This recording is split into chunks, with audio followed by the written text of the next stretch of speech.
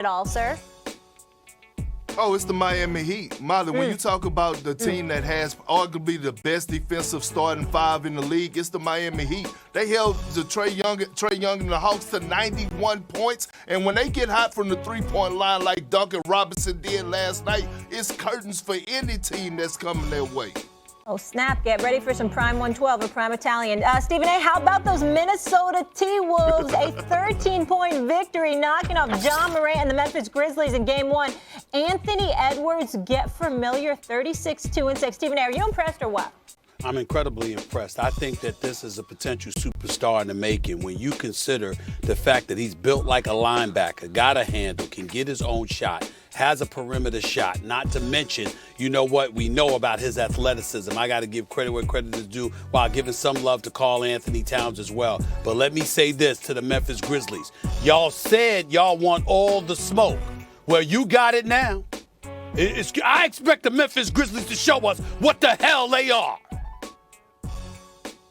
Okay, you know who showed us who they were, Stephen A.? That would be the Sixers, and Perk is going to be all about it. What pressure? James Harden silencing the critics Game 1, making easy work of the Toronto Raptors in a dominant 20-point victory Saturday. But it wasn't just Joel Embiid and Harden, who we usually talk about. Tyrese Maxey, Tobias Harris, all putting in work. Big Perk. I know how high you were on this team after this trade, saying they're the best duo in the league. Have the Sixers silenced all the doubters? Absolutely. Hey, Molly, Stephen A., y'all ever had grilled dinosaur? Huh? No. You ever had a grilled dinosaur? No, I haven't either, but the Philadelphia 76ers did. They had it the other day. Yeah, they did. Listen, You're here's wrong the thing. for that. Here's why I say this, right? Here's why I say this, okay? All I was hearing about was Nick Nurse and Doc Rivers, and Nick Nurse is going to coach circles around Doc Rivers, and you better watch out for the size and athleticism, the perimeter, and this, that, and the other, and all this. And I came back and I said, listen, the 76ers have home court advantage. I said Doc Rivers hasn't showed his hand yet. I said the 76ers have a better team. And guess what ended up happening? The 76ers having home court advantage, they won the game. And it's not that they just won the game, it's how they won the game. Joel Embiid shot 5 for 15 last night from the field. Other day from the field. James Harden was 6 for 17, and they won. They won on the backs of Tobias Harris and Tyrese Maxey. Like, those guys put on the clinic, and it goes to show me that the Philadelphia 76ers have it within them to play the game the right way. Like I told you before, Stephen A., the regular season is over with. So I saw Joel Embiid making the right passes. I saw Joel Embiid and James Harden trusting his teammates. I saw them making the pass on time, on target. You know why? Because now Joel Embiid has captured the scoring title. Now he's in the MVP conversation. See, when you get to the playoffs, it's agenda-free basketball. It's all about getting the win. It don't matter how you get it. It don't matter who put up the points. It's just walking out and getting that win that particular night. And with the Philadelphia 76ers, others showed me, even Milton coming off the bench and having 10 points, they showed me that they're forced to be reckoned with. Kendrick Perkins, who in the hell was doubting the Sixers against Toronto? Who are these people you're talking about? You, Stephen A., listen. Who are they? You know as well as I. No. We said Harden got to produce. We didn't sit up there and doubt the 76ers against Toronto. We said Harden has to show up. What's he going to show us? Because a lot is on the line for him, and as a result, Doc Rivers and Daryl Morey, because he was acquired. We're not looking at the Toronto Raptors. They better win this damn series. They better win this. Anunoby, Pascal Siakam. Oh, man. I respect them. My. They can play. Van Vliet's a champion. Siakam's a champion. We get all that. But Embiid and Harden, you better not lose to them. You better not lose to them. So let's just pump the brakes a little bit. The reason why I'm saying silence the doubters, silence really, who do they play next if they win this series against Toronto? That would be Miami. The Miami Heat. That would be the Miami Heat. Now, let me ask you a question. There ain't going to be some doubters then? Who going to be silent then? When they got to go to South Beach. No. And you going to laugh at it. Hey, KP.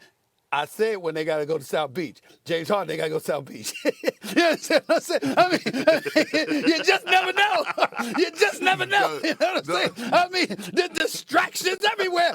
I'm telling you, there's distractions everywhere in South Beach. All I'm trying to say to you is this, okay? When you look at it from that perspective, KP, all I'm trying to say is that there's going to still be doubters.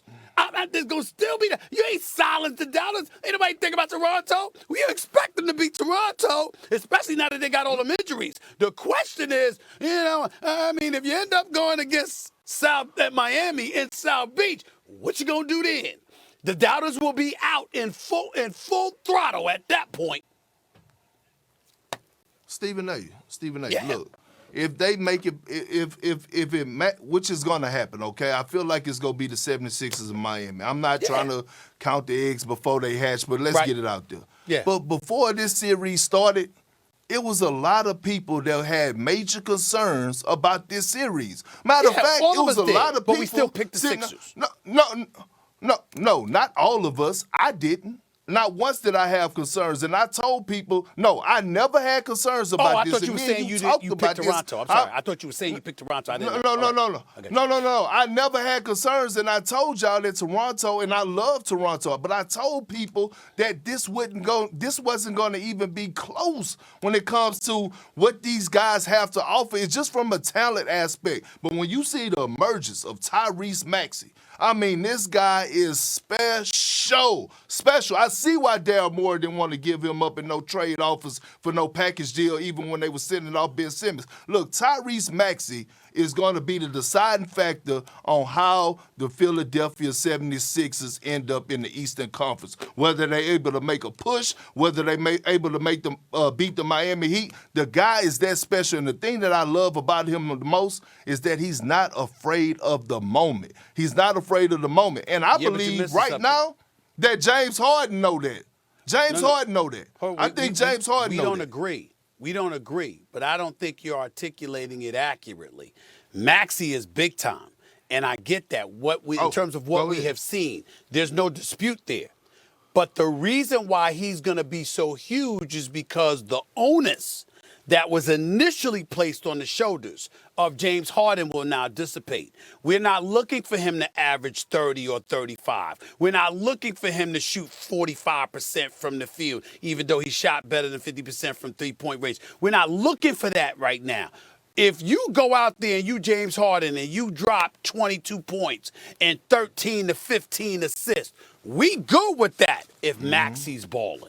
If Maxey's not balling and Tobias Harris doesn't drop 26 points like he did the other night, like he did Saturday, okay, then more of an onus will be on James Harden. And that's where it gets interesting. The biggest thing that Maxey is doing for 76ers fans and basketball aficionados everywhere is that he is taking an incredible load off the shoulders of James Harden. That's what Maxey is doing that's more profound than anything else. Yeah, but Stephen A., let's get back to this particular series, because before this, all I kept hearing, and I know it's one game, but you could look at one game like we're looking at the Celtics and the Nets series, and we could say, oh, this is going 7, the way that deal was playing out. We're looking at this team, and especially without Scotty Barnes and Gary Trent Jr. in Game 2, the 76ers got full control over this. But just look at how they won that game. It wasn't a competition from the start. And by the way, Siakam played pretty good. Fred VanVleet played pretty good. Even OG and Scotty Barnes had 15 and 10. But the fact of the matter is that what I told y'all, Tobias Harris, Tyrese Maxey stepping up. Embiid was 5 for 15. Nobody would have told me that Embiid would have shot 5 for 15 and James Harden would have shot 6 for 17 and they would have won this game. Not before the series started. And you know I watch every show, even when I'm not on it, so I hear everybody talking. And I heard, oh, we got to see what's going on with Nick Nurse and Doc Rivers. I heard that. I heard it. I know. I will tell you this, man. I'm looking at the Philadelphia 76ers right now. I went to my file because I just wanted to see their road record, because I remember in the past they were horrible on the road. This time around this year, they were like 27-14 on the road, which is obviously impressive. Here's the key. Thibault can't play in Canada because he committed one of the most idiotic moves in the history of mankind. I mean, you know what I'm saying? I'm not against the vaccine. I took it, but I'm only going to take 1 dose instead of 2. I mean, I just want to say this before we end the segment, ladies and gentlemen. Yeah. Pfizer is 2 shots. Moderna is 2 shots. 1 doesn't cut it